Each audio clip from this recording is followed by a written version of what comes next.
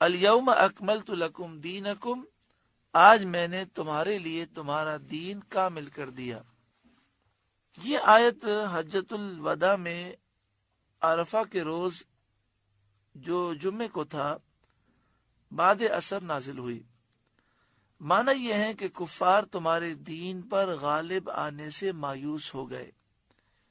یعنی پہلے تو کافر یہ سمجھتے تھے کہ ہم اسلام کو مٹا دیں گے۔ آج کے دن حجۃ الوداع کے موقع پر جب 1,24,000 کم و بیش صحابہ جمع ہوئے تو آج کے دن کافر مایوس ہو گئے کہ اب ہم اس دین کو نہیں مٹا سکتے۔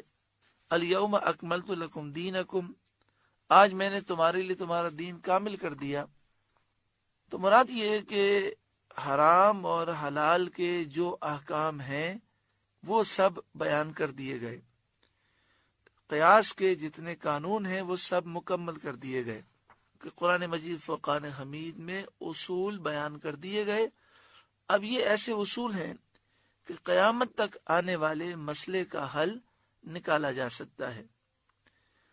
اسی لیے اس آیت کے نازل ہونے کے بعد حلال اور حرام کے متعلق کوئی آیت نازل نہیں ہوئی۔ ہاں، اس آیت کے بعد ایک آیت نازل ہوئی وَاتَّقُوا يَوْمًا تُرْجَعُونَ فِيهِ إِلَى اللَّهِ، لیکن اس میں نصیحت ہے، وَاتَّقُوا، اور تم ڈرو، یومن، اس دن سے، ترجعون فیہ الی اللہ، جس میں تم اللہ کی طرف لوٹائے جاؤ گے۔ بعض مفسرین کا قول یہ ہے دین کامل کرنے کا معنی ہے اسلام کو غالب کرنا، یعنی آج کے دن اسلام غالب ہو گیا، جس کا یہ اثر ہے کہ حجۃ الوداع میں جب یہ آیت نازل ہوئی کوئی مشرک مسلمانوں کے ساتھ حج میں شریک نہ ہو سکا۔ ایک قول یہ ہے کہ معنی یہ ہے کہ میں نے تمہیں دشمن سے امن دی، اور ایک قول یہ ہے کہ دین کا اکمال، دین کو مکمل کرنا یہ ہے کہ وہ پچھلی شریعتوں کی طرح منسوخ نہ ہوگا اور قیامت تک باقی رہے گا۔ بخاری و مسلم کی حدیث میں ہے کہ حضرت عمر رضی اللہ تعالیٰ عنہ کے پاس ایک یہودی آیا اور اس نے کہا کہ اے امیر المومنین، آپ کی کتاب میں ایک آیت ہے، اگر وہ ہم یہودیوں پر نازل ہوئی ہوتی تو ہم اس کے نازل ہونے والے دن کو عید کا دن مناتے۔ آپ نے فرمایا کون سی آیت؟ اس نے یہی آیت پڑھی، الیوم اکملت لکم دینکم۔ آپ نے فرمایا میں اس دن کو جانتا ہوں جس میں یہ نازل ہوئی تھی، اور اس کے نزول کے مقام کو بھی پہچانتا ہوں۔ وہ مقام عرفات کا تھا اور دن جمعے کا۔ آپ کی مراد اس سے یہ تھی کہ ہمارے لیے وہ دن عید ہے۔ ترمذی شریف میں ہے کہ حضرت عبداللہ بن عباس رضی اللہ تعالی عنہما سے مروی ہے، آپ سے بھی ایک یہودی نے ایسا ہی کہا۔ آپ نے فرمایا جس روز یہ نازل ہوئی اس دن 2 عیدیں تھیں، جمعہ بھی ہمارے لیے عید کا دن ہے اور یوم عرفہ 9 ذی الحجہ بھی عید کا دن ہے۔ اس سے معلوم ہوا کہ کسی دینی کامیابی کے دن کو خوشی کا دن منانا جائز اور صحابہ سے ثابت ہے۔ اگر یہ ناجائز ہوتا تو حضرت عبداللہ بن عباس اور حضرت عمر رضی اللہ تعالی عنہم اجمعین صاف فرما دیتے کہ جس دن کوئی خوشی کا واقعہ ہو اس کی یادگار قائم کرنا اور اس دن کو عید منانا ہم بدعت جانتے ہیں۔ انہوں نے یہ نہیں کہا، بلکہ کہا کہ اس دن تو ہماری 2 عیدیں تھیں، ایک جمعے کا دن عید کا دن اور ایک عرفہ کا دن 9 ذی الحجہ یہ بھی عید کا دن۔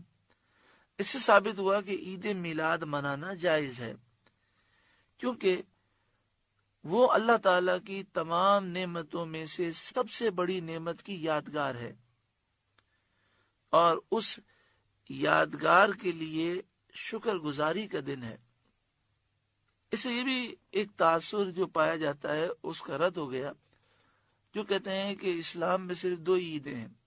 دیکھیں 9 ذی الحجہ، یوم عرفہ بھی عید کا دن، جمعہ بھی عید کا دن، اور سال میں تقریباً 50 سے زائد جمعے آتے ہیں، تو 50 سے زائد تو یہ عیدیں ہو گئی۔ بات یہ ہے کہ وہ عیدیں کہ جن میں عید کی نماز پڑھی جاتی ہے وہ 2 ہیں. اس کے علاوہ وہ دن جس دن میں بڑی بڑی نعمتیں حاصل ہوئیں اور وہ یادگار دن ہیں، وہ سب عید کے دن ہیں. جمعہ کا دن حضرت آدم علیہ السلام کی ولادت ہوئی. عید میلاد النبی کا دن کہ اس وقت آدم علیہ السلام کی بھی سردار اور ساری مخلوق کے سردار سید انبیاء صلی اللہ علیہ وآلہ وسلم کی ولادت ہوئی. آگے ارشاد فرمایا وَأَتْمَمْتُ عَلَيْكُمْ نِعْمَتِي، اور تم پر اپنی نعمت پوری کر دی، یعنی مکہ مکرمہ فتح ہو گیا، اس فتح کے ذریعے نعمت کو پورا کیا گیا. وَرَضِيتُ لَكُمُ الْإِسْلَامَ دِينًا، اور تمہارے لیے اسلام کو دین پسند کیا کہ اس کے سوا کوئی اور دین قبول نہیں. فَمَنِ اضْطُرَّ فِي مَخْمَصَةٍ، تو جو بھوک پیاس کی شدت میں مجبور ہو جائے، ناچار ہو جائے، غیر متجانف لاسم، یوں کہ گناہ کی طرف نہ جھکے، یعنی گناہ کی طرف جھکنے والا نہ ہو، بھوک و پیاس کی شدت میں ناچار ہو، تو صرف جان بچانے کے لیے اگر حرام چیز کے علاوہ کوئی چیز نہ ہو تو جان بچانے کے لیے اتنے لقمے کھا سکتا ہے جس سے جان بچ جائے. فَإِنَّ اللَّهَ غَفُورٌ رَحِيمٌ، تو بے شک اللہ بخشنے والا مہربان ہے. معنی یہ ہے کہ جن چیزوں کو بیان کیا گیا کہ یہ چیزیں حرام ہیں، لیکن جب کھانے پینے کو کوئی حلال چیز میسر ہی نہ آئے اور بھوک پیاس کی شدت سے جان پر بن جائے، اس وقت جان بچانے کے لیے ضرورت کی مقدار کھانے پینے کی اجازت ہے، لیکن اس طرح کے گناہ کی طرف مائل نہ ہو، ضرورت سے زیادہ نہ کھائے.